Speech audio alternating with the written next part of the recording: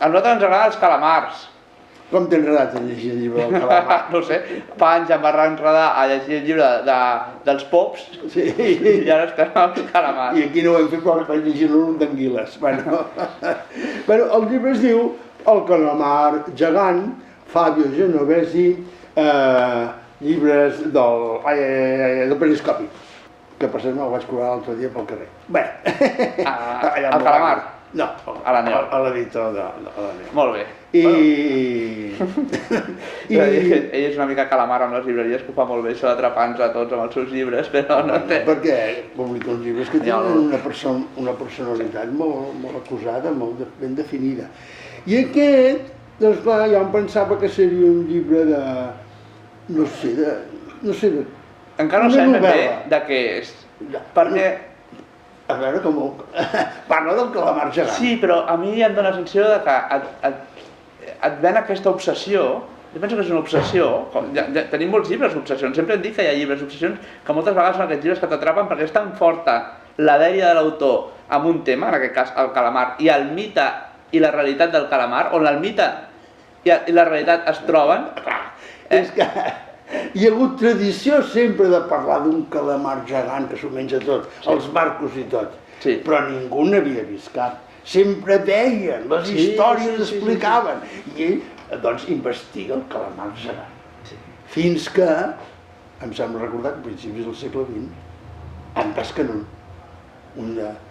Això, bueno, la mida no l'he entès, perquè esclar, diuen la mida però compten els braços. Clar, hi ha un moment en què diu, el capità Nemo, quan en pesca un, lluita contra un calamar de 6 metres de pota. Diu, i això és el mite, perquè la realitat són de 20 metres. Sí, però amb les potes. Amb una, diria que és una sola, que diu que medeix tant. Bueno, la més llarga, en tenen dos de més llargues. Sí. Tenen 5 o 6, doncs ja tenen les llargues.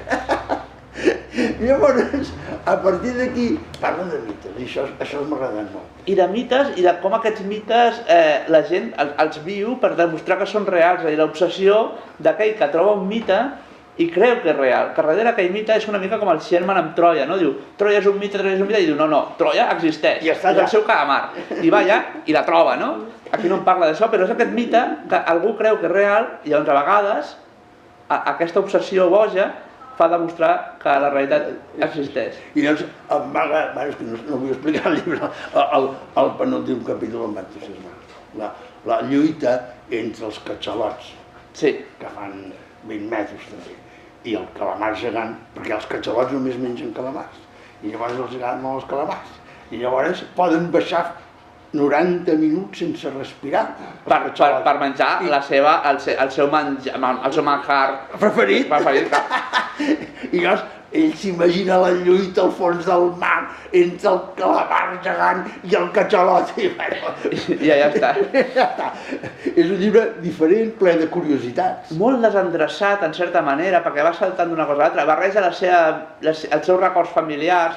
Hi ha un moment que parla de la seva àvia, hi ha un moment que parla de la seva família, d'ell mateix quan era un nen, dels seus tiets que el porten a pescar. Hi ha moments que no saps ben bé on estàs, perquè ell ho fa tot un núvol.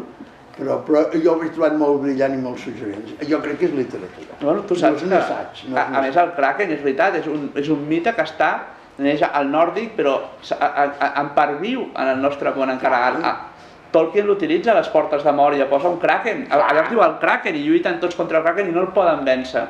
Sí, s'enfonsa una altra vegada i desapareix en el fons del mar i es queda allà per sempre més. Fins que torna a sortir. Bueno, allà en el llibre de Tolkien no torna a sortir més, però hi és.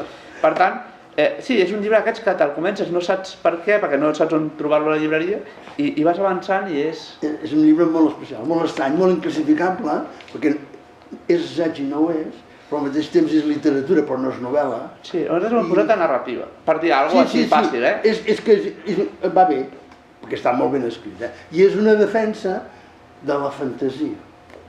Arribar a demostrar el que has somiat. I això ho he trobat una idea molt lírica. Bueno, el calamar gegant, Genovesi trobo que és fantàstic que es digui Genovesi, és el punt final d'allò. A Itàlia té molts llibres publicats. Sí, però es diu Genovesi. Què més marí pots trobar una persona que es digui Genovesi? Naturalment. I bueno... Llibres del Periscopi. També. També.